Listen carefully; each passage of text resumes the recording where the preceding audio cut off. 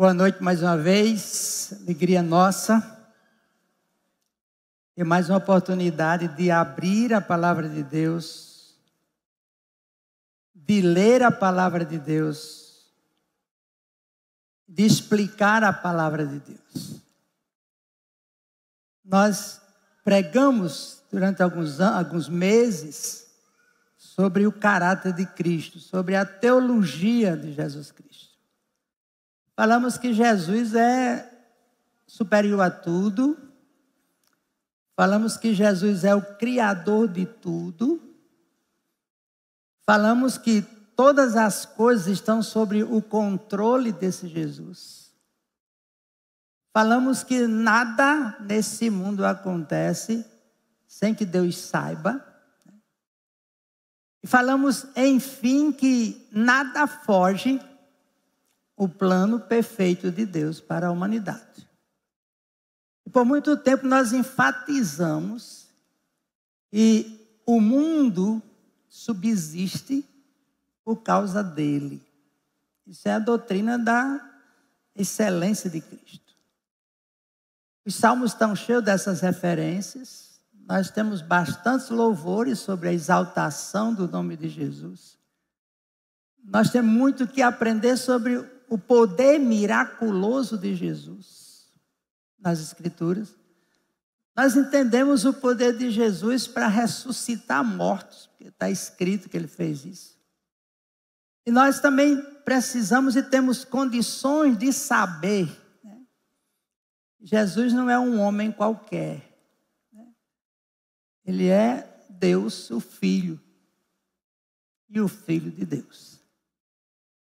Nessa série sobre ser imitadores de Deus, é uma frase do apóstolo Paulo, né, ao livro de Efésios, e ele diz que nós devemos ser imitadores de Deus porque nós somos filhos amados de Deus.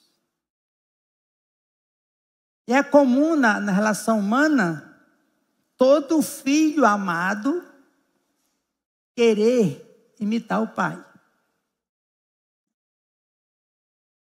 Tem até mãe que diz, meu filho, você é a cara de seu pai. Se não fosse filho, não parecia tanto.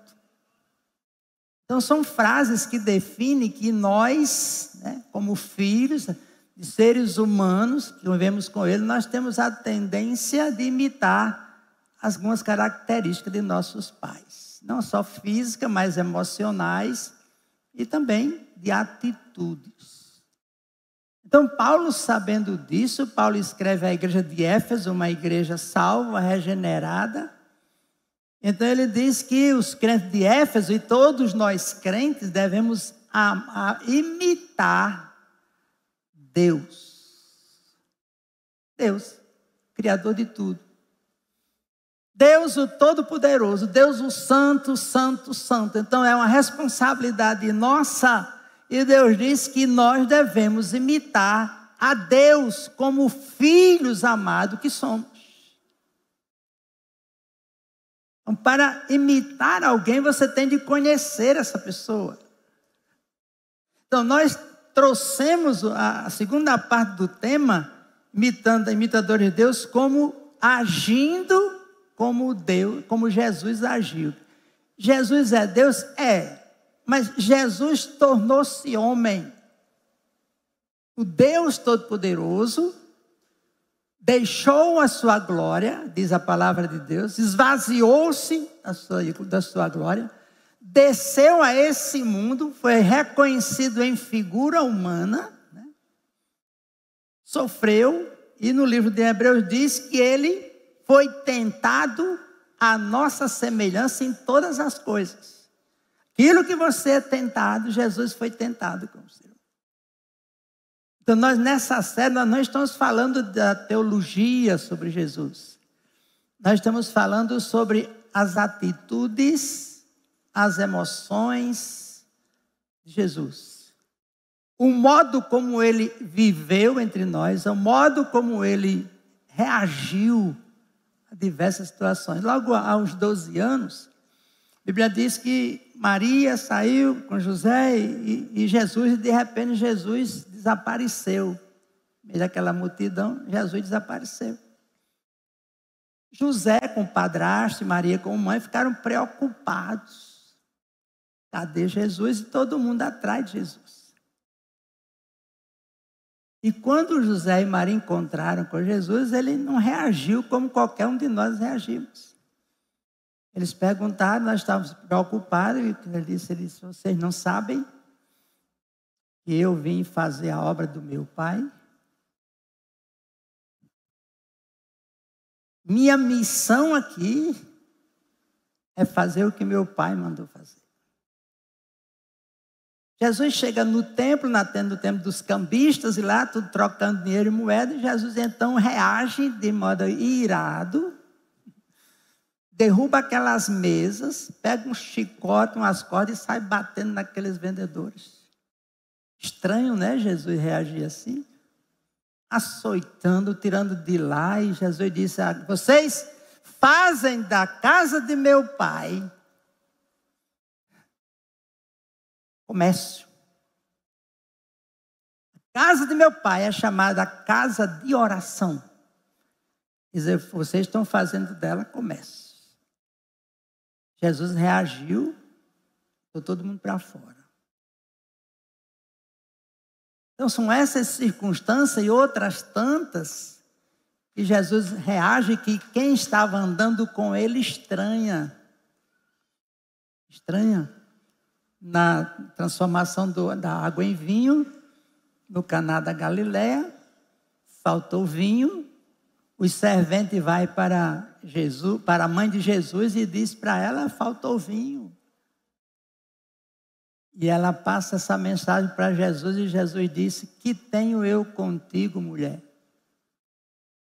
Uma reação estranha, né, para o Filho de Deus. Os serventes pediram a Jesus, a Maria, porque Maria era a mãe de Jesus. Ela foi logo para falar com a mãe, que se ele não atender a gente, ele vai atender a mãe. E ele dá essa resposta para Maria. Que tenho eu contigo.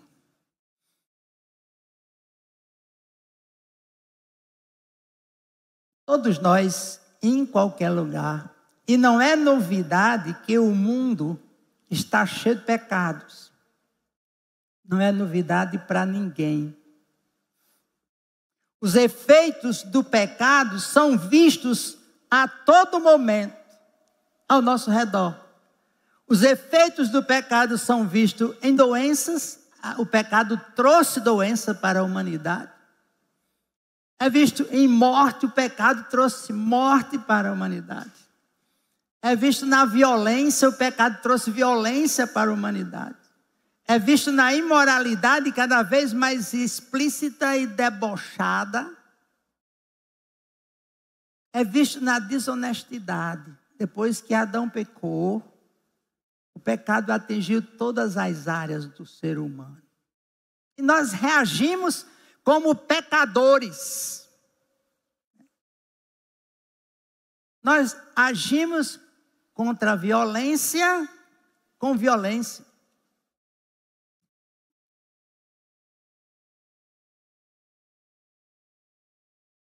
Nosso texto hoje, irmãos, é um texto fantástico. É Mateus capítulo 17, versículo 14 a 18. A mídia vai projetar para você nos acompanhar. Logo após a transfiguração, aquele momento maravilhoso que Jesus se encontrou com Moisés, com Pedro, e Pedro fez aquele pedido, Senhor, vamos fazer uns quartinhos para que a gente fique aqui, a gente não tem que... Tá? Logo depois desse acontecimento, veja o texto, versículo 14, Mateus 17, versículo 14, isso, vamos ver. Quando eles chegaram para junto da multidão, os discípulos de Jesus, um homem se aproximou de Jesus, ajoelhou-se e disse, Senhor, tenha misericórdia, tenha pena do meu filho, porque ele tem convulsões e sofre muito. pois muitas vezes cai no fogo, outras vezes tantas cai na água. Versículo 16, apresentei-o aos seus discípulos, mas eles não puderam curá-los. Jesus exclamou, eu quero que vocês fiquem com isso no coração, a reação de Jesus sobre o pecado.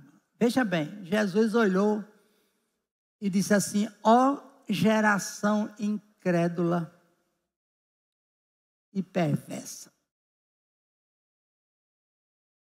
Um pai com um filho doente, endemoniado, conforme algumas versões, um espírito mudo, como a Bíblia diz, e maltratava esse menino, como a Bíblia diz, em hora que jogava esse menino no fogo, em hora que jogava esse menino na água, queria matá-lo. E o pai não sabia mais o que fazer. Levou o caso aos discípulos. Jesus tinha dado autoridade aos discípulos, tanto aos 12 como aos 70, para curar, para fazer milagre, para expulsar demônio. Você já sabe desse contexto. Mas o texto diz que os discípulos de Jesus, mesmo com todo o poder que Deus deu para eles, não puderam fazer nada com o menino, para o bem do menino. Não puderam curá-lo, nem aliviar a situação. Então, se aproxima Jesus, e os discípulos naturalmente atônitos, porque não conseguiram fazer. Então, Jesus tem uma indignação. Ele tem uma palavra para os discípulos, em primeiro lugar. Para o pai do menino, em segundo lugar. Para a multidão que estava com ele. Então Jesus diz assim, ó geração incrédula. Ouviu? Isso atinge a nossa geração, queridos. Preste bem atenção. Está incluso a geração desde aqueles tempos. Todos os pecadores, todos os descrentes, que não creem na palavra de Deus. Que não creem no poder de Deus, que não creem no Evangelho de Cristo, e vivem em um mundo cheio de problemas, mas não entregam sua vida a Jesus, porque são incrédulos, então não tem mudança nenhuma na vida. Continuo com o texto, por favor. Ó geração adúltera e perversa, até quando eu estarei com vocês?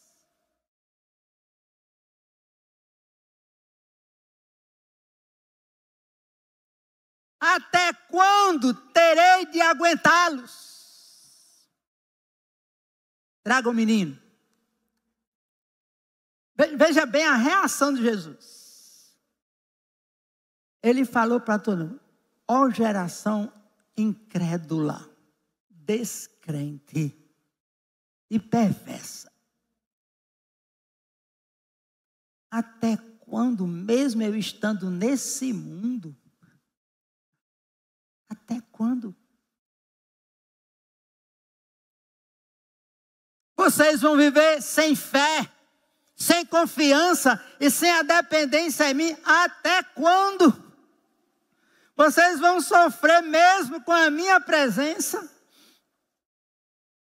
Eu já dei autoridades a vocês, vocês são dotados, têm dons, têm capacidade para fazer milagre, para expulsar demônio, para curar as pessoas. Eu dei isso sobre vocês, botei minhas mãos sobre vocês, enviei vocês com poder e vocês não puderam fazer nada.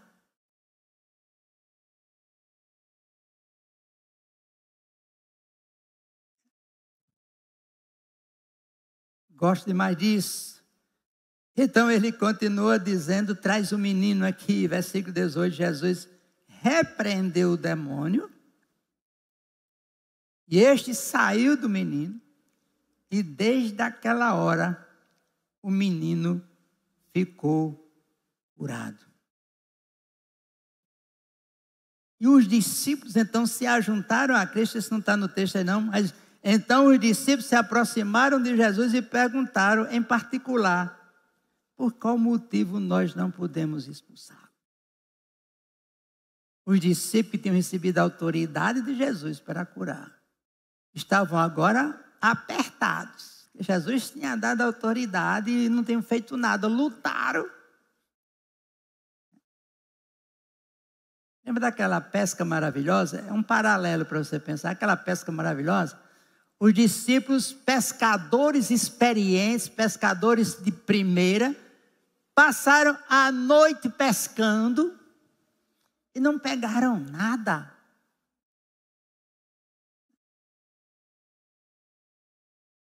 Amanheceram o dia na praia, na beira-mar.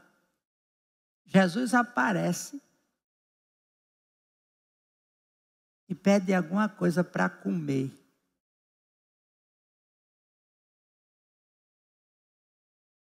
E os discípulos, mais uma vez, numa saia curta, Senhor, nós passamos a noite pescando e não pegamos nada.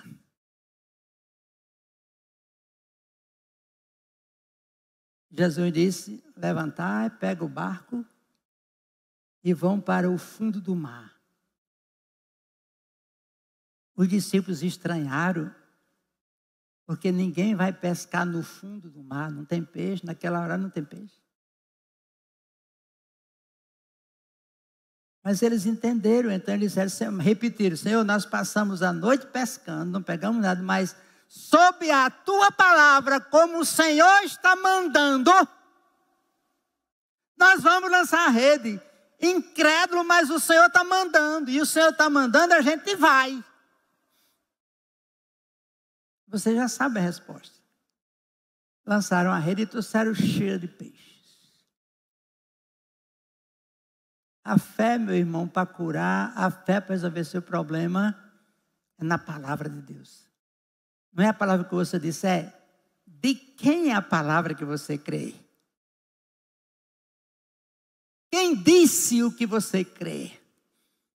Quem escreveu o que você crê? Em quais palavras está fundamentada a sua fé? Observe aqui 3 verbos quanto à reação de Jesus à cena do amigo morto. Lá em João, no capítulo 11, só mais uma citação. Estava todo mundo agitado, porque as irmãs de Lázaro mandaram a pessoa avisar Jesus que Lázaro tinha morrido e Jesus não ligou para o chamado das irmãs de Lázaro e elas ficaram indignadas e Jesus só foi depois de 4 dias. Que reação! Lázaro era muito amigo de Jesus, a família era onde Jesus se hospedava. De repente, Lázaro morre. Certo das meninas que fizeram, manda um recado, Jesus está aqui na redondeza, diga a ele que o nosso irmão está doente, que ele venha para curá-lo.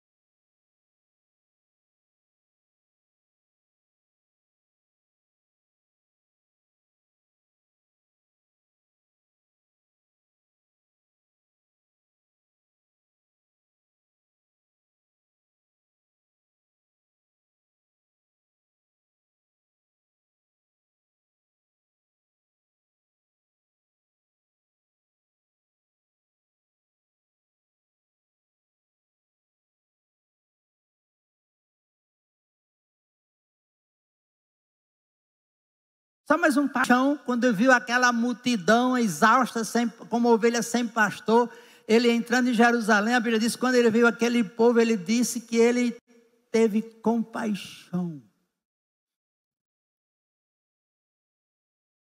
Uma reação de compaixão.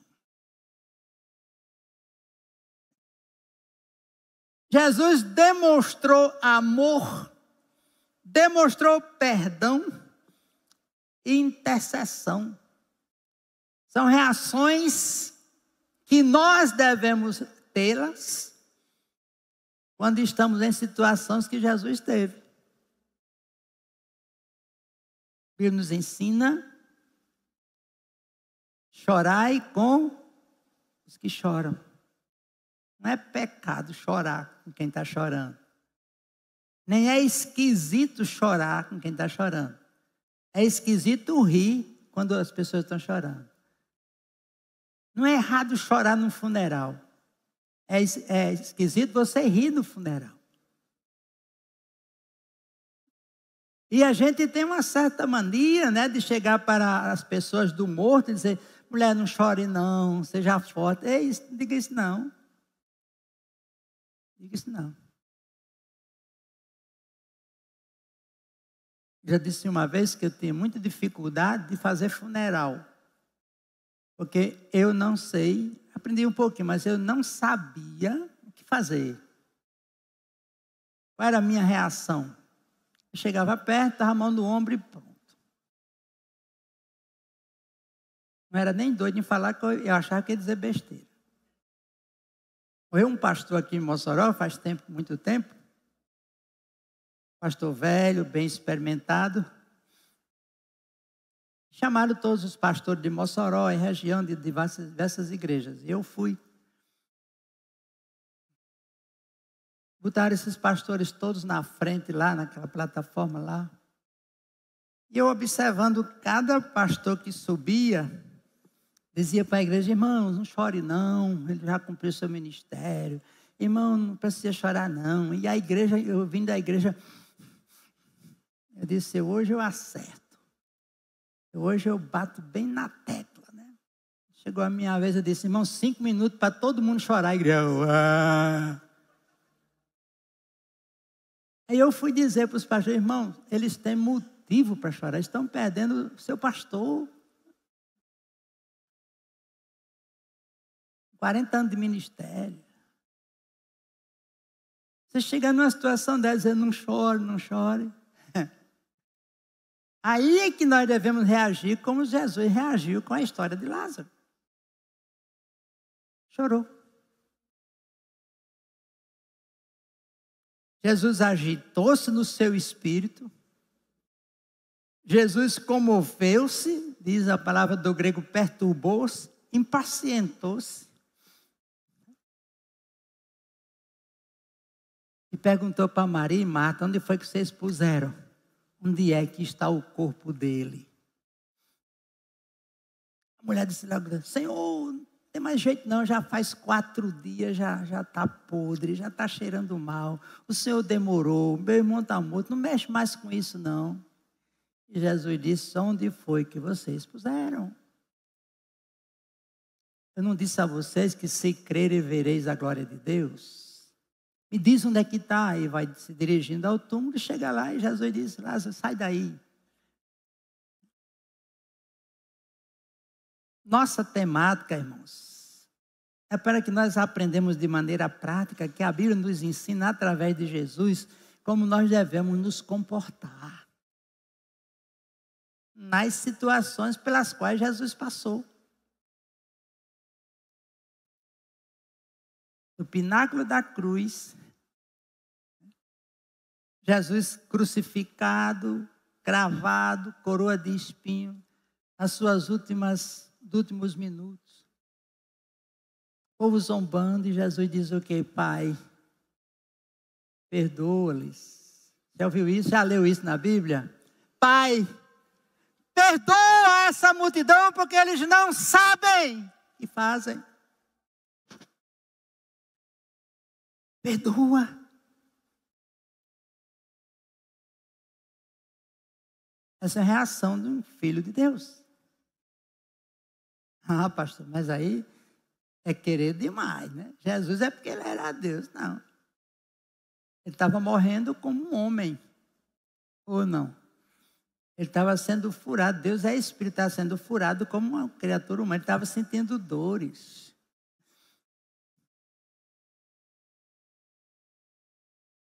E ele perdoou. Pediu perdão. Essa série de mensagens é que a gente quer levar para a vida prática. Às vezes nós somos muito teóricos na fé, muito estudiosos, muito cheios de teologia, uma teologia que não tem lágrimas, uma teologia que não tem sofrimento, uma teologia que não tem dores, uma teologia da prosperidade, uma teologia que só é bem bom. E na Bíblia não é assim. Jesus chorou. Observe pela ótica daquela geração incrédula, sem fé, que não confiava em Deus. Era um povo infiel. Jesus chamou de incrédula. Perversa, desencaminhada, desviada, pervertida, corrompida. E era torturante para Jesus ter que aguentar. Até quando eu tenho que aguentar a incredulidade, a perversidade, a desonestidade de vocês? Reação do Filho de Deus. Até quando? Eu gosto dessas colocações, tomara que você goste também. Até quando eu sofrerei? Até quando vai sustentar? Até quando vocês sofrerão sustentar, carregar, suportar, entre outras coisas. Ou seja, até quando terei que suportar vocês?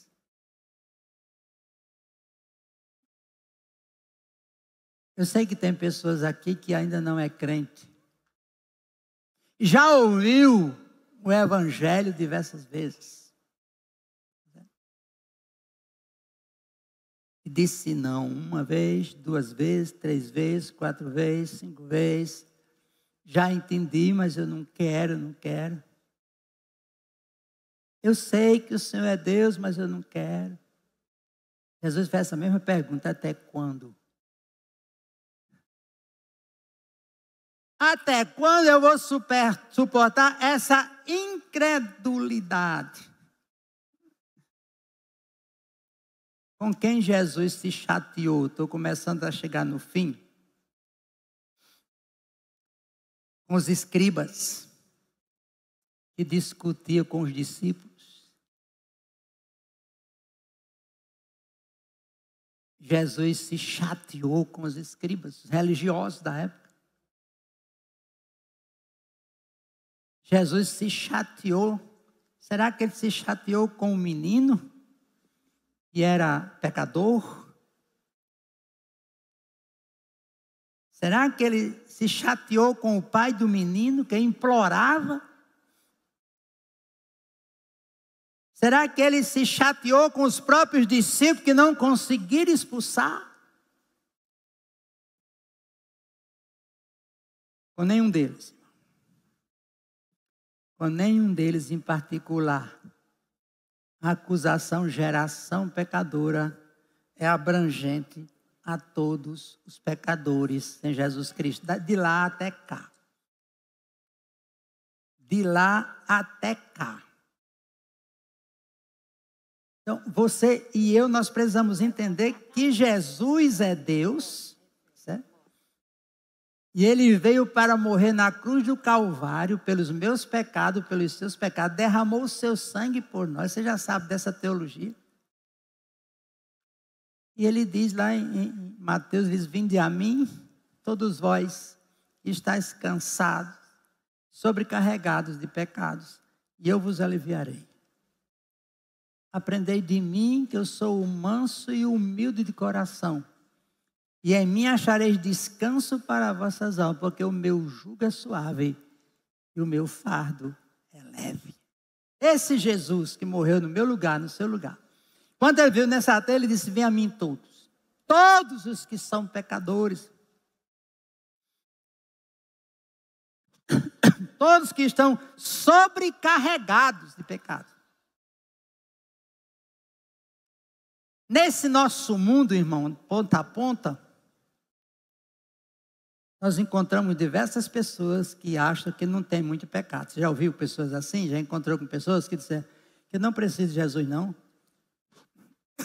Eu não sou tão pecador assim. Eu sou um bom pai.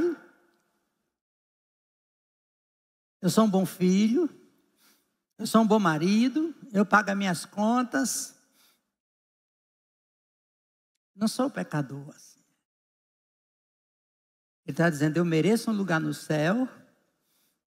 Eu mereço que Jesus abra a porta para eu entrar, porque o que eu estou sofrendo aqui eu não mereço. Merecia coisa melhor nessa vida. Tem gente que se acha bom demais, boa demais. Que não precisa ser crente, que Cristo não precisava ter morrido por ele não, porque ele ia para o céu já de qualquer jeito. Minha origem é boa, pastor. Meus bisavós foram bons religiosos. Eu citei aqui um grupo chamado escribas. Escute bem sobre isso. Os escribas eram os intérpretes da lei. Eram religiosos que sabiam tudo da lei. Paulo era um desses homens fariseus que estavam lá aos pés da lei. Sabia de tudo, até se encontrar com Jesus. E as pessoas reagem de acordo com o seu bel prazer. Em uma só cena, Jesus viu muitos estragos. Sofrimento do menino, a angústia do pai, a frustração dos discípulos, discussão e atrito com os escribas. Tudo por causa do pecado que entrou no mundo, desanimou todos os homens e passou a caracterizar a geração. Num momento curto, Jesus viu tanto uma crise do ser humano total. Aquilo que nós vivemos hoje, irmão. Crise em família, porque tem um doente na família. Desespero em família. Porque, meu filho, essa febre não passa, essa dor não passa. O desespero é grande. Você vai para o médico passa o remédio, mas terminou, o efeito acabou, volta tudo de novo, e o menino começa a chorar, isso meia-noite. Vai para UPA, vai para qualquer lugar e volta para casa. A angústia de um pai, a angústia de uma mãe, a frustração dos discípulos, dos crentes, traduzindo para hoje, a frustração dos crentes, por não fazer milagre, por não curar ninguém, por orar e não ter resposta, a frustração dos crentes não poder ajudar. Jesus viu isso numa cena lá.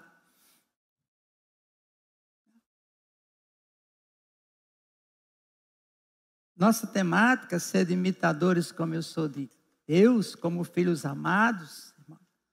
Nós lembrarmos disso, 3 coisas aqui para a gente lembrar. Quando falamos dos sofrimentos de Cristo, pensamos nas agressões verbais que ele sofreu, pensamos nas agressões físicas que ele sofreu, que culminaram na crucificação e no sofrimento espiritual. Lá no pináculo da cruz, Jesus diz assim: Pai, por que me abandonaste?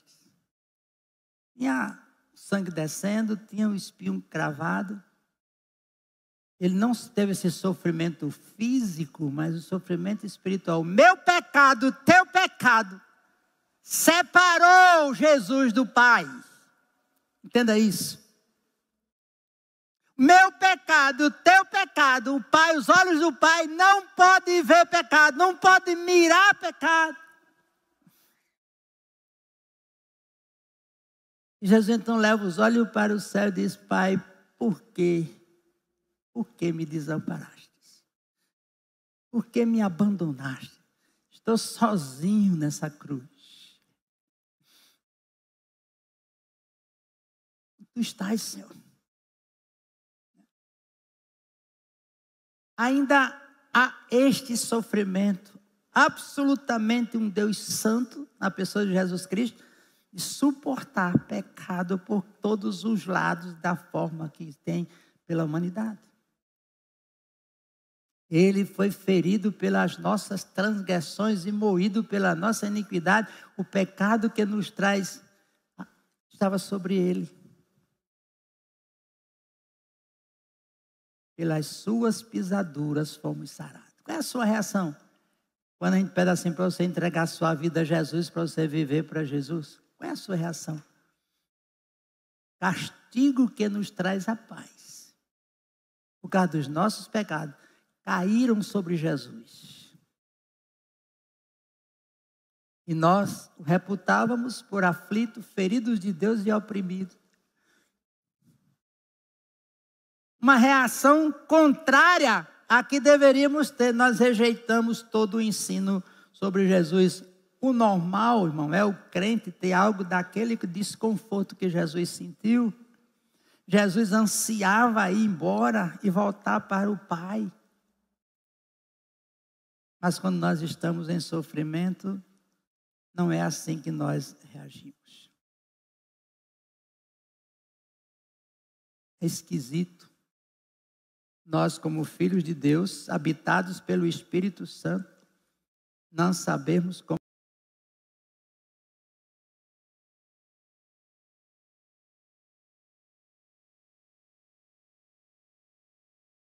reagir com o tamanho da minha fé. Pastor, eu sou crente. Entendi.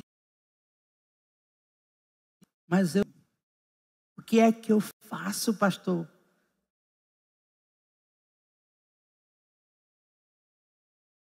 Com o tamanho.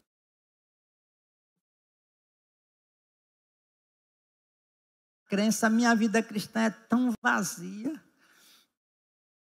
é tão aperreada, é tão angustiada. O que é que eu faço? Busque intensamente, ou incessantemente, aumentar sua intimidade com Deus.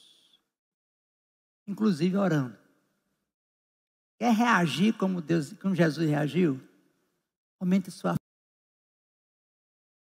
fé com Deus. Quando ele chega para o túmulo de Lázaro, ele olha assim para o Pai: Pai, o Senhor sempre me ouve. E começa a orar.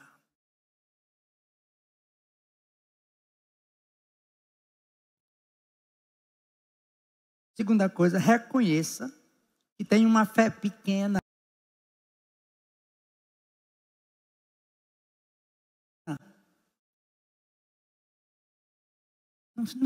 Não vire as costas para Deus.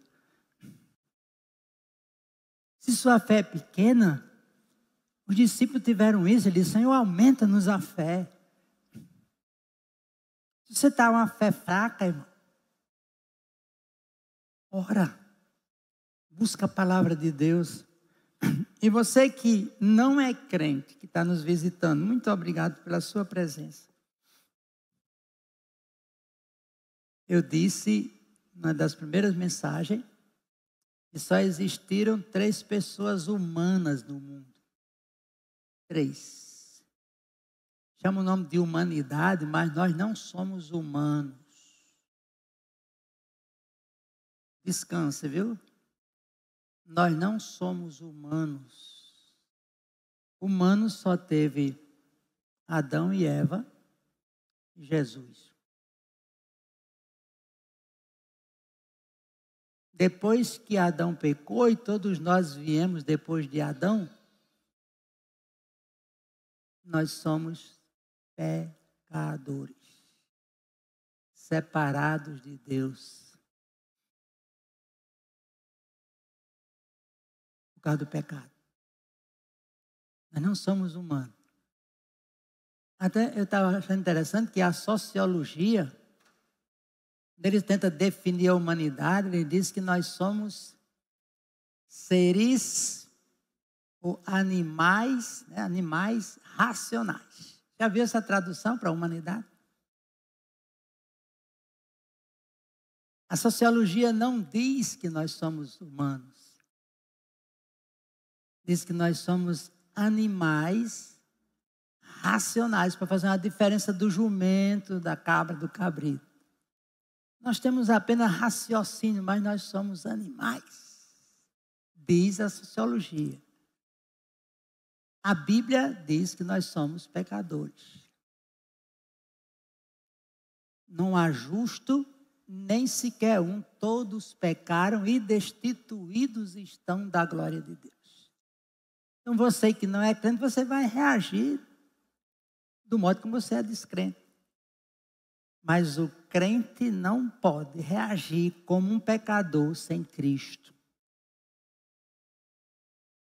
Ele não pode reagir como se nunca tivesse conhecido o Evangelho. Ele não pode reagir como o ladrão lá da cruz, aquele que culpou Jesus. Ele não pode reagir como se não tivesse o Espírito Santo na sua vida. Marido crente, levanta a mão, quantos são marido crente aqui? Levanta a mão, marido crente não pode bater na mulher. Não pode bater na mulher.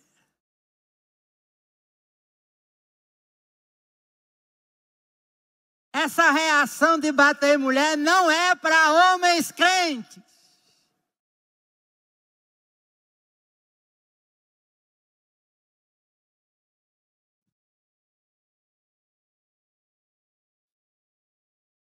Essa reação que um pecador sem Cristo tem, não é para nós crentes termos. Em relação aos filhos, os pais crentes, a Bíblia diz, pais, não irriteis vossos filhos a ira. Não provoqueis vossos filhos a ira. Não faça raiva a seus filhos, pai. Pais crentes não é para fazer aquilo. Mulher crente deve ser submissa ao seu marido. Mulher crente não é para gritar com o seu marido, para dizer nomes feios com o seu marido. Mulher crente não é. É para ser submissa. É para querer mandar no seu marido, não.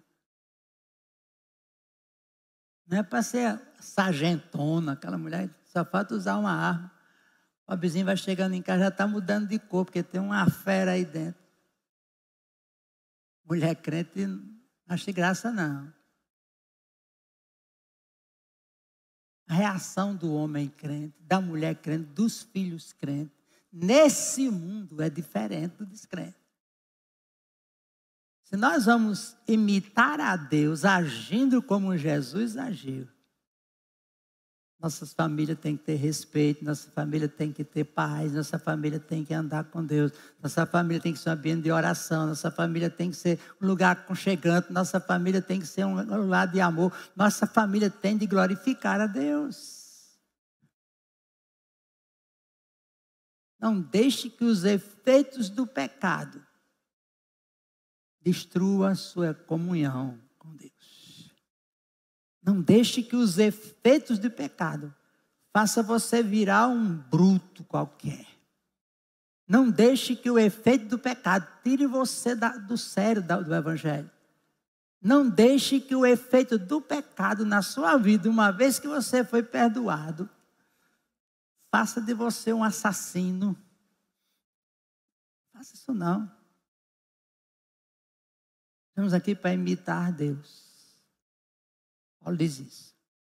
Agindo como Jesus agiu. Que Deus possa nos abençoar. Vamos ficar em pé para a gente cantar, orar e pensar em tudo isso.